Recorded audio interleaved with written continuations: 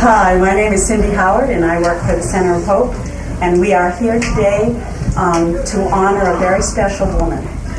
Her name is Anita Anderson, and we'll start off today with doing that, and then we'll let you know a little bit more about the Center of Hope.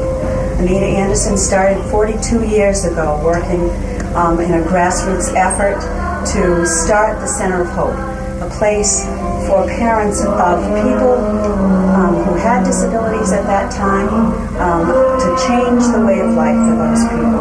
And she was instrumental in getting this group started, and now we serve 150 people vocationally and another 200 families either with their children or adults in recreational and other day settings. And this is all started because of Anita, and we're here today to make sure that she is remembered always by dedicating the Center of Hope building as the Anita Anderson Center. And Pat Laurie, part of our board of directors, will present her with a plaque. Okay, as you can see, it's a beautiful plaque. And I just have to say one thing. When Anita first came in, she made a very interesting comment, and that was, where are all these people 40 years ago? And I thought that was quite interesting, because they're either in an institution or in somebody's closet. Okay? Now, you want me to read this one? Okay? Anita, we're going to give you this plaque. It says the Anita Anderson Center. Hey, you know, I don't have my glasses on. Through her convictions and grassroots efforts, she and other parents began an effort that has grown to include people of all abilities participating in every aspect of our communities. And this is from the Center of Hope, and no one deserves it more than you, Anita. Well, thank you very, very much. Thank you very much. Thank you from all the parents through the years. You know, like I said, when I came in, it was somewhat emotional because a lot of the people here are a lot older than 40, and I kept thinking to myself, where were they 40 years ago? You know? And where would they be today without efforts I'm sure someone else would have. nobody else picked up the ball at that point, though, did they? No, well, somebody had to. And how many doors that were probably closed to you, shut in your face? Doors were shut in my face, telephone calls. I made calls and they'd hang up the phone. They just didn't want to hear about it.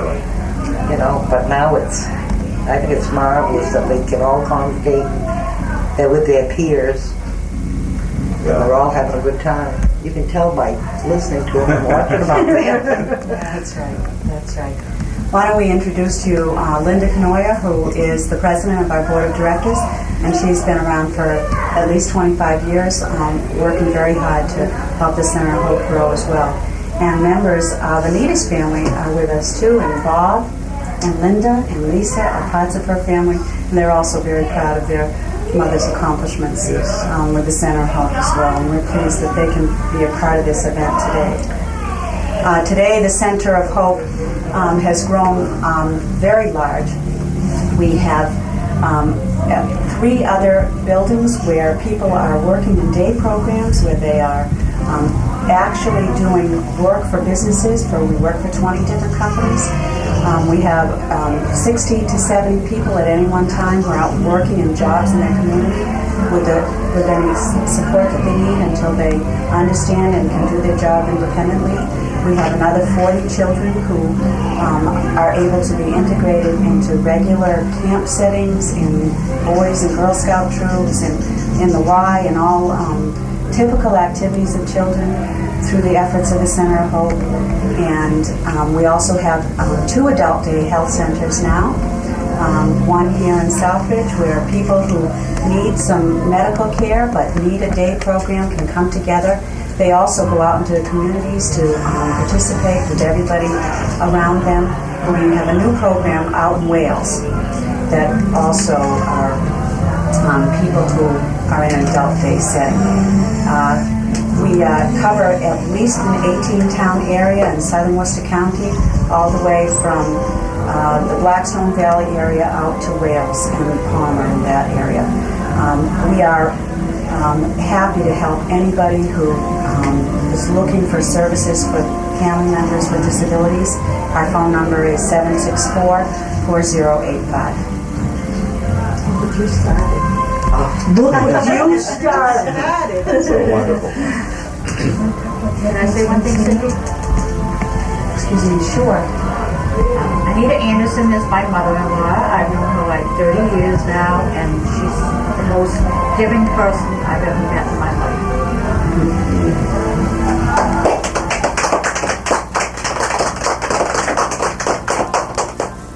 You're also going to be seeing with this tape another tape that was actually taken 2 years ago. It was a 40th anniversary party. That's where we started really looking closely at our history for all of us youngsters who haven't been around for the whole 40 years. And we learned about all the accomplishments of many different people at that time. We took pictures of still pictures and newspaper articles to let people understand what the center was about through those years. And there are some changes that have been made since this tape was aired 2 years ago. So we want to just let you know that right now Tradewinds is still a very big program in this area, but we're not running that program, but that's still available for people. We have more recreational programs and the adult day health service that we've changed to. We no longer have a clothing store, but we do help people in an emergency setting still. If people need clothing or food, if someone in their family has a disability. Any questions that you have about that tape in particular, you can also call about. Jill. All I can say is I certainly never expected anything like this. And I want to thank you people so much. We want to thank you so much. You know, I said to you earlier, I have a daughter who's 28, and things wouldn't have happened. Even when 28 years ago, when I was looking for services for Denise, they gave me phone numbers that were outdated. Yeah. So, but this is where my daughter started at school at 2.5 in the preschool program. That's great. So it's only to efforts that you did many years before. So thank you again. You're more than welcome. You'll always be remembered in this building and through the program. And It's a great honor for Anita that she deserves very, very much. We just want to close now. Thanks very much to our Access channel that Gwen and Pam are here to do this for us so that Anita can be remembered. Thanks very much. Anybody who wants to get involved in any way, in a volunteer position or in any other capacity, please call us. We're at 764-4085. Thank you.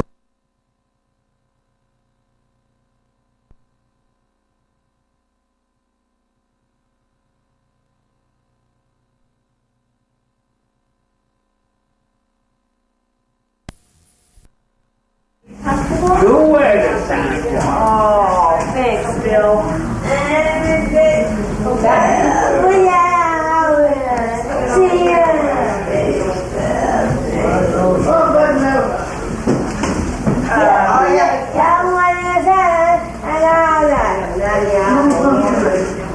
I think they're still setting up right now.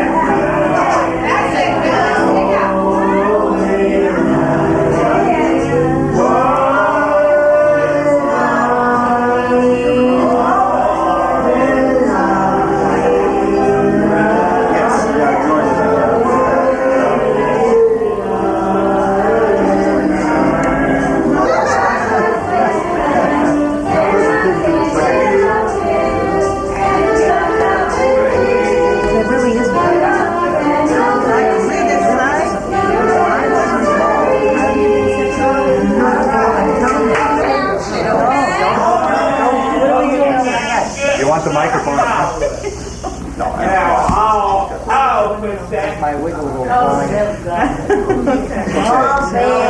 We're here to honor Anita Anderson today. Anita is the person that planted this seed, the Center of Hope, which has blossomed into this huge tree of services to people with disabilities. And we want to thank her today for starting this agency, starting this movement here in the South Central area. We have a plaque here for Anita, the Anita Anderson Center. We are dedicating this building to Anita, and it says, through her convictions and grassroots efforts, she and other parents began an effort that has grown to include people of all abilities participating in every aspect of our communities. Anita, thank you very, very much. Thank you very much.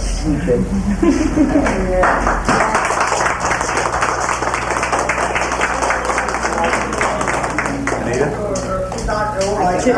Turn it around. That's okay. It's okay to get emotional. It is. It's so funny. You want to get a picture?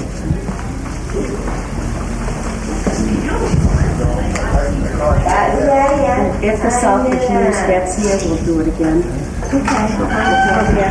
Well, hey, listen, yeah, that's right. Get a lot of practice. Everybody look and smile. One more time.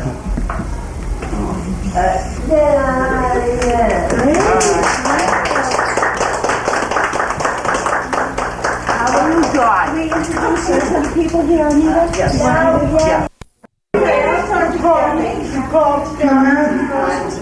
I could into the car, Kelly, come fly. I love you. Baby boy, I love you too. Very good. Sit here. Let me hit you. Hit the head.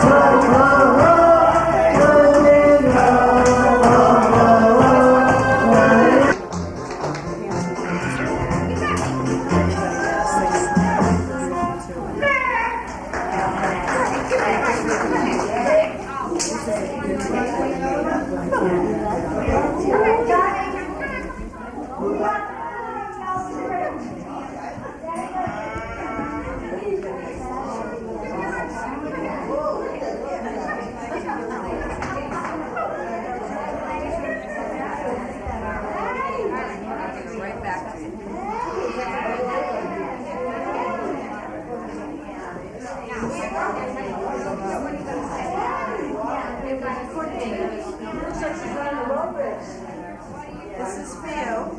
I'd like to introduce you to my friend, Latoya. Hi, how are you? And she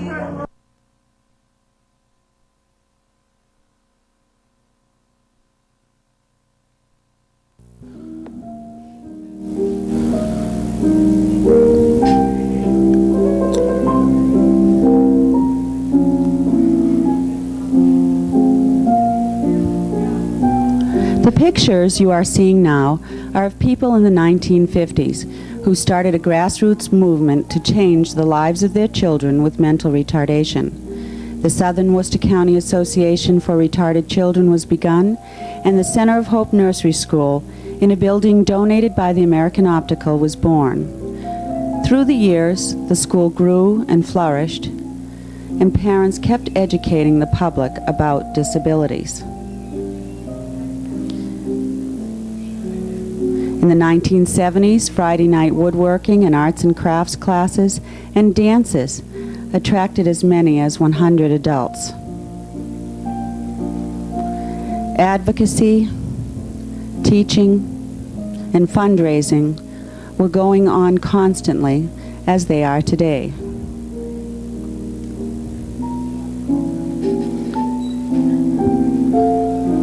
As children went off to the public schools after the enactment of Chapter 766 and new people joined, a new goal of the need for respite care became apparent. Jim Howard and Jerry Fillion, along with the board, worked towards this goal that came true in 1987. The Respite House at 140 Chapin Street, Southbridge, is a home where parents can feel safe leaving their child or adult with a disability for an emergency or a needed break. Come along with us and see how much our agency has grown in the last 11 years. This is the site of our main offices now for the center. The programs grew out of the Walnut Street building 10 years ago, so Jim rented a small amount of space in the American Optical Lensdale plant.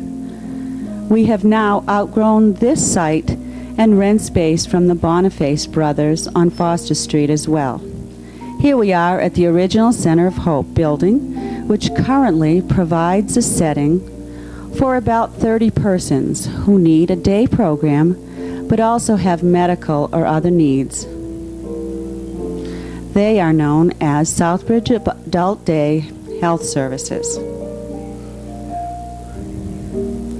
In this warm and homey atmosphere, people participate in many social and recreational activities, along with practicing daily activity skills and having their meals together.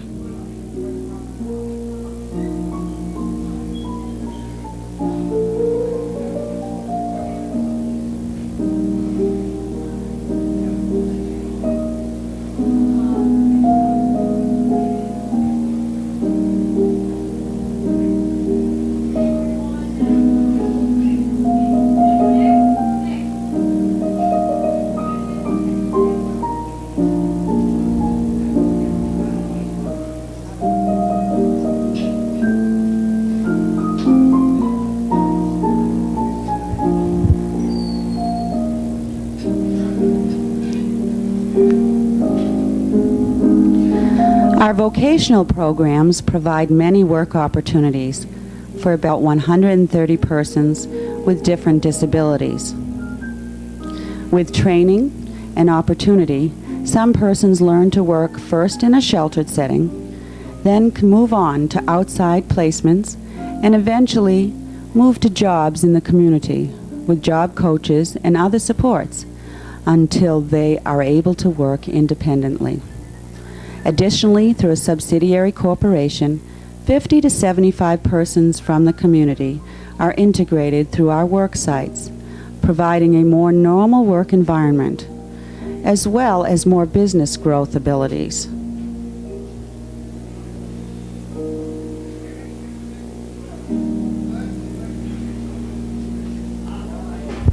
Our thrift shop and cafeteria provide additional training for future placement, as well as a great service to our community. This program is Tradewinds Community Clubhouse, a transitional setting for about 100 people struggling with mental illness, to help them get back into the workforce and the community with training in new job skills and support by staff and other members of the clubhouse.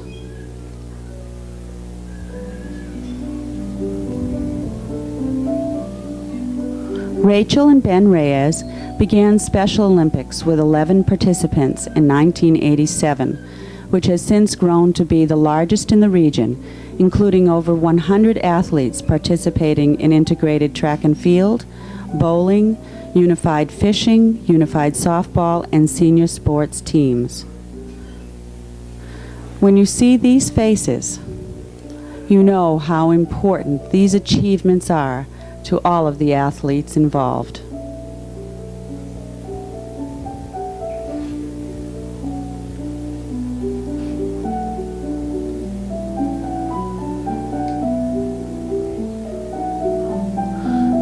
We're also involved in integrating 40 or more children into recreational activities, including Camp Amenton Conference Center and Camp Foskets of Charlton, and 4-H Camp Marshall and Spencer. Children may also participate in after-school clubs, such as the YMCA, Boys Girls Club, Kung Fu, and many more, including our Youth Teen Club in Oxford, for children of all abilities who work together doing community service projects. Civic groups and businesses also sponsor fishing derbies and other events like horseback riding. We have become involved also in Christmas and emergency fund giving for people who traditionally fall between the cracks each year.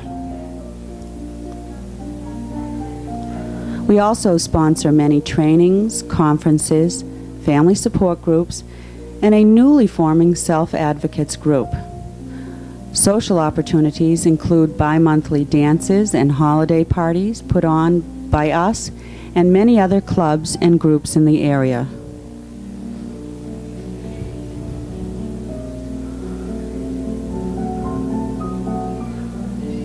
All through the year, many trips are taken to places of interest around New England.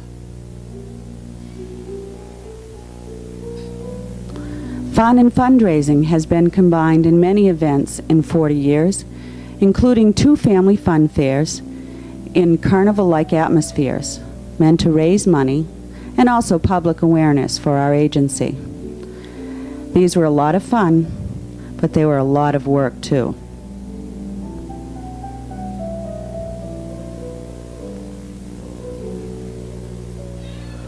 We also receive some donations from local civic clubs and businesses and rely on many volunteers from the community to keep our programs going.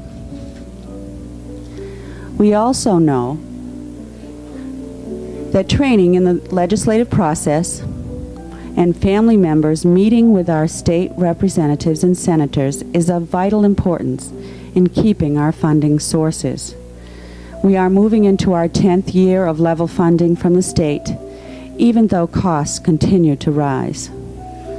As Representative Paul Colios reminds us every year, we are the ones who have to let all people know what the needs are of persons with disabilities.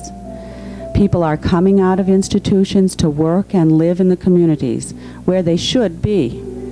We need to meet those changes with the same commitment to advocacy as our founding members were in the 1950s and through the decades.